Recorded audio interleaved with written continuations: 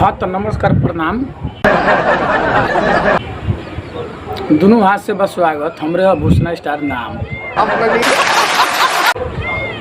हाँ तब बुझ जाए लोगन कि प्यार में हम कैसे चकनाचूर भईनी से आज बाहर कमाए आ गईनी।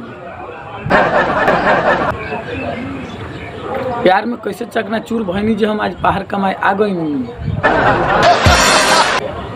का कहीं भैया हम प्यार वैसन कहीं नहीं कि 2 महीने में बर्बाद हो गई नहीं।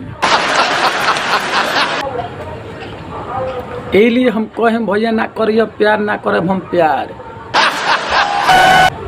ना करे हम प्यार, ना करिए प्यार, काहे से जिंदगी कर तरी सब बर्बाद। परसों इंस्टाग्राम पे एगो प्यार भय रहे, हम प्यार के कॉलेनी कबूल। जैसे हम प्यार के कोई नहीं कबूल, वो बन गई बुलबुल।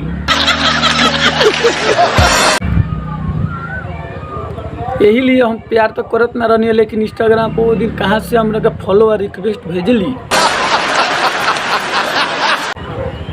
जैसे एक्सेप्ट कोई नहीं, जैसे बाबू सोना कह के लगली फोन करे।